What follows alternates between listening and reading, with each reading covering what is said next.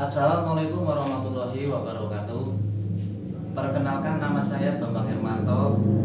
Saya dari mahasiswa STIE Taman Siswa Banjarnegara. Kali ini saya akan menampilkan bedah jurnal, tapi mohon maaf bukan bedah rumah. Sekali lagi, bedah jurnal dengan judul Manajemen Sumber Daya Manusia dalam Inovasi Usaha. Tentunya dalam hal ini bedah jurnal tersebut adalah untuk memenuhi ujian akhir semester mata kuliah seminar manajemen. Dalam bedah jurnal kali ini, pertama adalah rumusan masalah. Rumusan masalah itu ada dua, yaitu lingkungan dan tantangan yang akan dihadapi perusahaan pada dekade ini. Yang kedua adalah bagaimana perusahaan dapat memperoleh keunggulan yang kompetitif dengan manajemen sumber daya manusia yang efektif. Artinya apa? Bahwa perusahaan itu harus siap menghadapi tantangan di era globalisasi. Bagaimana tantangan itu dilakukan? Tentunya dengan memiliki karyawan dengan SDM yang tinggi, dengan karyawan yang memiliki skill atau punya kreativitas dan inovasi yang tinggi juga, sehingga suatu perusahaan bisa maju dan berkembang tidak hanya monoton, tapi setiap tahunnya itu selalu berkembang dengan berbagai varian. Kemudian tujuan penelitian sumber daya manusia dalam usaha itu adalah untuk mengetahui tantangan yang akan berdampak pada implementasi manajemen sumber daya manusia di perusahaan sebagai sistem sibernetik. Nah, penelitian ini tidak ada hipotesis. Karena apa?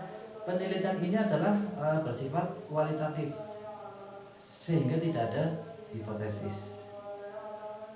Nah, pengukuran di sini ada dua variabel dependen sama variabel independen. Variabel dependen itu pengukurannya melalui daya saing dan efektivitas.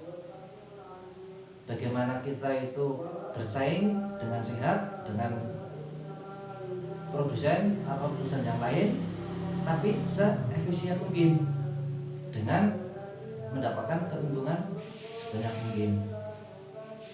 Nah, variabel independen itu diukur dari tantangan global,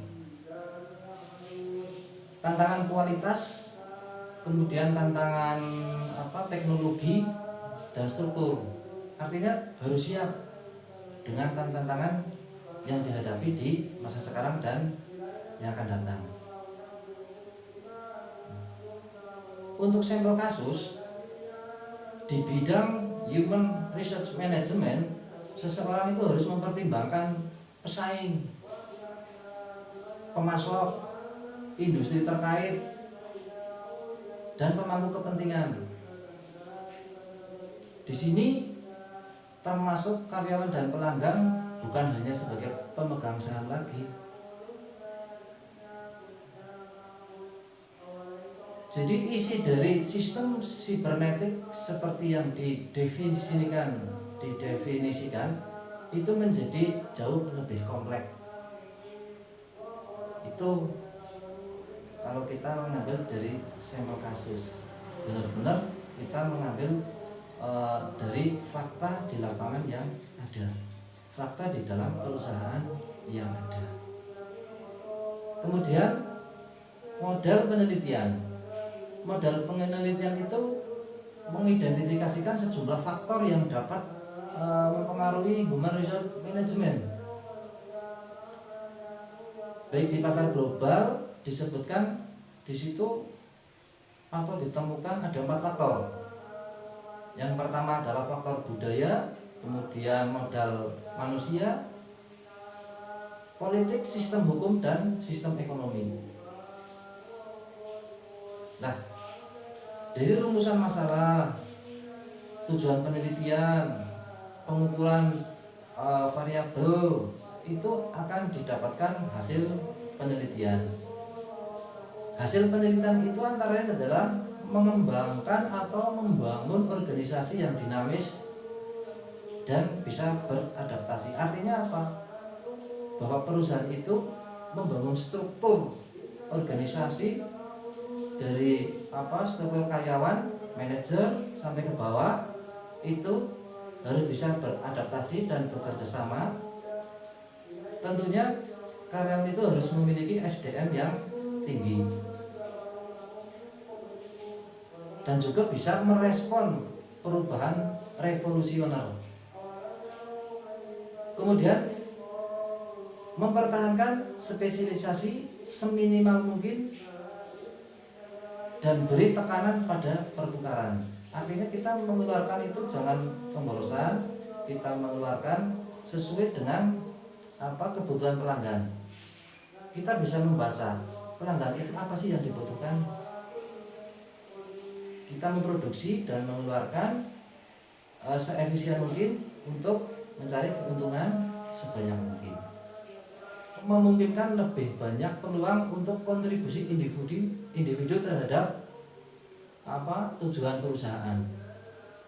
Jadi kalau kita analisa penelitian dari awal sampai akhir adalah bagaimana perusahaan itu akan maju apabila memiliki karyawan dengan SDM yang tinggi. Tentunya SDM itu memiliki skill, memiliki daya inovatif dan kreasi, sehingga tidak monoton dan perusahaan selalu memproduksi sesuatu yang berbeda dan berkembang terus, sehingga perangsangan dari luar sebagai pelanggan akan terus melakukan transaksi. Demikian jurnal bedah jurnal yang bisa saya sampaikan. Sekali lagi saya dari mahasiswa STI Banjarnegara mengucapkan banyak terima kasih dan mohon maaf. Silakan monggo teman-teman saudara semua bergabung untuk kuliah di STIE Tambara. Dan yang sangat saya sukai adalah bahwa setiap Tambara itu menerima kelas karyawan dan kelas reguler. Kebetulan saya adalah masuk dalam kelas karyawan. Saya sangat nyaman sekali dengan masuk sebagai kelas karyawan. Di sini tidak mengganggu kedinasan saya dan sesuai dengan aturan Badan Kepegawaian Daerah bahwa dalam melanjutkan ke jenjang pendidikan itu tidak boleh lebih dari 60 kilo. Nah, kalau kita sebagai warga Banjarnegara kuliah di Banjarnegara itu maksimal itu 30 kilo itu sudah terjangkau. Apalagi saya yang dari kantor sampai ke kampus itu cuma 5 kilo dengan perjalanan waktu sekitar 7 menit itu sudah sampai.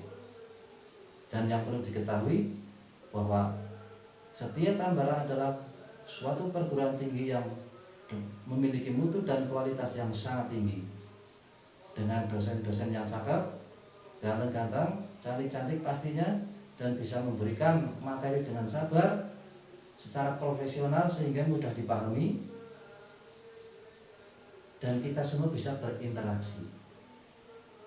Monggo kita semua bergabung ke kuliah di STIE Taman Siswa Banjarnegara. Sekian, terima kasih, mohon maaf. Wassalamualaikum warahmatullahi wabarakatuh.